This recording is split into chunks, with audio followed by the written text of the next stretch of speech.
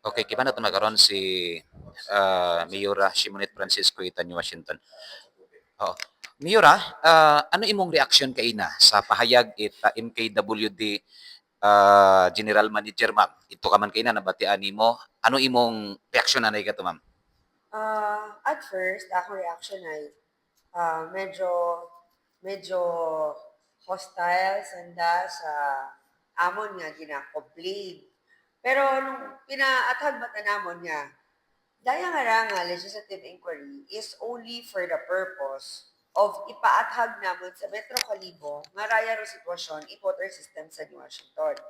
Ag, since daya mo problema, ano inyong ikatao nga? Short-term solution, ag long-term solution. Kasi kami bilang konsumidor, nagabayad man kami, maura man kamo, ag kumaura ro kalidad dito atong tubig ay medyo bukod it manami nga, ag bukod itat manami ro ni kasi hindi lang the welfare itawo, kundi ro kalusugan in general ang maapektuhan pagka patuloy na makara no sistema itatong tubig iya sa Banong ni Washington. Oo. Ma'am, Mayor, paano na to na ano, napamatud-an nga rutubi tagaliya sa ano, New Washington maliban sa mahigko, mapuga, may yapok pa nga daga. Positive ba sa ano, sa ikulay ag coliform? Yes po. Nung, syempre, nung dati may ambunan tayo sweeping accusation, di ba? So, kami sa local government unit, damo na health officer, kay Bani Sanitary Inspector, nag-initiate kami ng request sa Department of Health, Region 6, na mag-conduct sa Center for Health Development, mag-conduct ng water testing. So, nung 14 yan, kahapon lumabas yung test result na sa microbiological analysis na 19 out of 20 specimens taken from different areas ay positive. Pero iba both E. coli and coliform, iba E. coli, iba coliform, pero abo gida both E. coli and coliform. Kaya ang yung marks nanda sa water analysis is failure. So, kaya kami nagpa-test is para may ika-present man kami kanda nga, daya ro, sitwasyon namon niya sa New Washington. Kaya, gawan po rin yun ang paraan kasi magsasuffer kami nga pumuyo it man New Washington. Sa first part kayo na Mayor, presentation no, ni engineer, MKWD, I mean attorney, o chairman, um, na-satisfy ko sa explanation nga kuno is saan da nga system, may mga something aminado man mo kakugangan no, kapin sa filtration. Gina-state nanda nga sa underground sa nagabutubi, may mga minerals na to nga daturo nagapa hingko or nagapagubog itubi.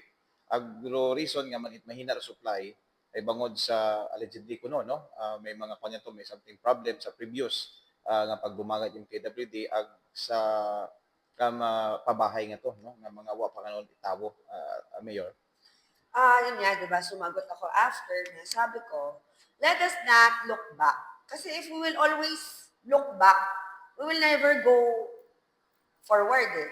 Ang akon nga ni, di ba, at the onset, kahit dun sa letter ko, ang purpose lang with this is, kaya ng problema, ano po ang solusyon natin? So let us confine the issues dun sa ano ro pwede nga magawa ng MKWD sa problema namin sa tubig sa Banwag ni Washington. So, sabi ko nga, mga dating ito, mga pinag-ginag-ulit nga ito ay dapat hindi na natin pag-usapan. Tanong lang namin, we are appealing to Metro Calibo that this is our current situation and we want an urgent solution to our problem and also the long-term solution para hindi na maulit yung mga ganitong problema. Oh. Ina ma'am, napamangkot mo ron sa MKWD, no? Ano ro naging sabat it MKWD sa imo nga ron kaina? Doon yung punto eh. Solusyon anay, bisan band-aid or temporary solution. Doon yung gusto eh. Ano ro naging sabat it MKW sa imong Sa, pag-obserba kay na? sa haba-haba po ng sagot, Oh. wala po akong nakuha na definite solution for now. Meron silang mga plans and programs somewhere along the pipeline which needs funds to be from the LUA, free loans, and in whatever manner. Pero may sinabi din po siya na magkakaroon siya ng chlorine treatment or testing. So, hindi ko lang po alam kung kailan or kung papaano nila gagawin. But we will observe in these coming days kung maubra ng dara to. Pero syempre, Ako, bukong ako expert di karon eh. Basta sa akin lang, malinis na tubig para sa New Washington. Paalin doon, ma'am, ay nayang positive da sa ikulay ag coliform. Ano do advisory ninyo kanya sa municipal office or sa municipal health office? Advisory sa mga tawo ba basi kung maginamit sa nako nagpositive da gali sa ikulay ag coliform do yung Yeah. tubig? So, syempre, we will come up muna. Nag-request din sila na next testing ay magbunot sanda. So, meron kaming drinking water committee. So, we will reactivate that and we will conduct another test. And para mag-join sanda, agud magkaroon tayo ng testing na both parties are there. At pag lumabas ng results at tuyo na talaga, we will come up with a public announcement na this is the confirmatory test of what is the current situation of our water system in Washington. Ag, hindi anay mag-inom, itubi, halin sa atong gripo. Ag sa makaroon, bilang alkalde, ay base lang man di kara, ay kapati man kita, ay anat TOH, ay gina pa-restrain alin ato ang pumuyo, ipag-inom, water directly galing sa atong mga gripo kasi with the current report, ay kinanggan gitara nga ma-actionan anay Metro Kalibo para maduga anong mga klaseng problema. Oo. Health concern na bigla ma'am dugin istorya na to, no? Yes. So kung halimbawa matapos mo na itong igahimo nyo nga pa, no? Another test na naman, although nga may aton yun nga result coming from the DOH Region 6. So, health ko nung inistoryahan sa tao, may possible nga matake it at action bilang abogado, mayor, no? Kasi may unang magabag sa nangalay naton national Opo. law. Oo. If patuloy na magiging ganito, wala tayong choice kundi we will be compelled to, no? Pero syempre, ayaw natin yun kasi ayaw din natin na ma-impair yung service ng water sa New Washington. Pero, mas kung si serve na dagi cater na New Washington, syempre gusto natin kung ano dapat naman para sa pumuyo kasi hindi tanan kaya magbakal tubig ang di botelya. Pero 30 pesos nga ron para sa isang galon, hay, masakit yan para kay Juan de la Cruz kung araw-araw. And especially so now we have housing projects here and we are in the process of completing the occupants of our housing projects. So, doon na mga request sa MTWD na ayusin po nila yung water service nila sa Manila, Washington. Oo, ma'am, mauno kabuhay yun do inyong arang problema magkaroon. Mga pilambugan yun imo, ma'am. Ag, sa inyong pananaw ay maayos baga sa madalian MKWD ra yung problema. Matagal na po siguro itong problem, parang years na kasi pero ginareklamo pero nagkakaduga. Pero sa makaroon na mga nagligad na sa dagon ay medyo dire-diretso and it's getting worse. So, after kita naman kina sa mga videos na to, sobrang lapo ko tangan na gagawa. So, I think it's about time na we really have to call the attention ng Metro Kalibo kasi bulok ko talaga gagawa ka sa Nagaano ka mo, ma'am? Nagaduda nga base sa bon kon ginatipid MKWD sa chlorinization nga ginatawag do tubig. That's why makaroon tar kulay puwa. Sa layman na kagaya ko, Oo. pag nabukas ka ng gripo, gusto mo yung medyo amoy chlorine na konti, di ba? So, wala kasing ganun eh. So, sa ako pagigubot, bilang ordinaryo, wala man ako knowledge di karon ay kulang. Even nga nung public hearing, i-call ko na attention karon isang head ng dito na bakit parang kulang ang chlorine content ng ating water. So, I already called their attention to the matter. So, siguro dapat lang naman talaga. Kasi, kapataas na nagpaduwaktan, wala man nag-angal ng mga pumuyo eh. Pero roaman na gusto ay, ayusin naman nila yung submission nila.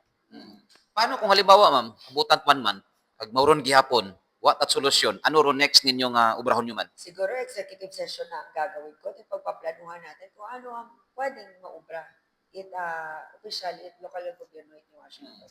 Kasi hindi po kaya ng lahat ng tao ang bumili ng mineral water.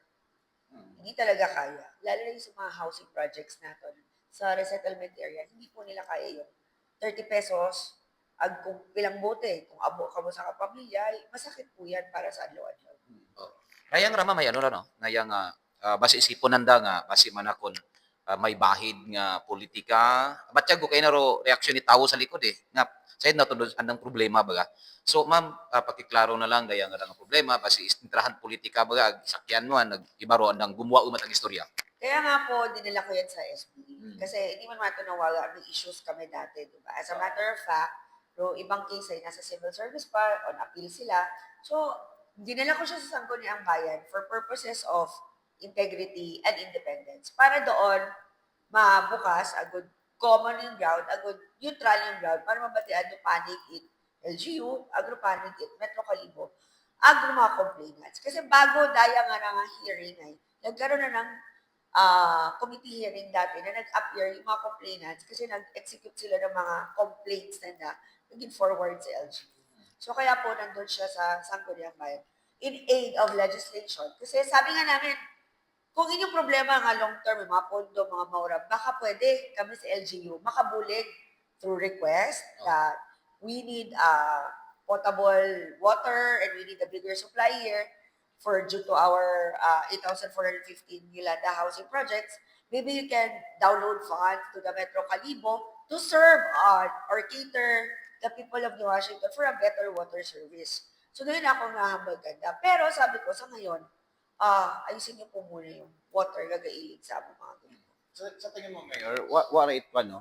Daw, ginapakabudlayan do taga New Washington dahil sa issue ninyo para masamad si Mayor Simonit. Hindi naman po siguro kasi syempre may mga pamilya man sa naiya, Oo. ang ibang empleyado ay iyaman, apektado din naman sila. Mm. So siguro lang talaga medyo, I don't know, baka kulang sila sa budget or nahihirapan sila for now for adjustments. Kaya doon yung nagkakatabok. Pero syempre, balik pa rin tayo sa maduming tubig at sobrang hina ng pressure ng water. Okay na rumahina ng pressure eh. Oh, basta malimpyo. Pero rumahig ko, Mm.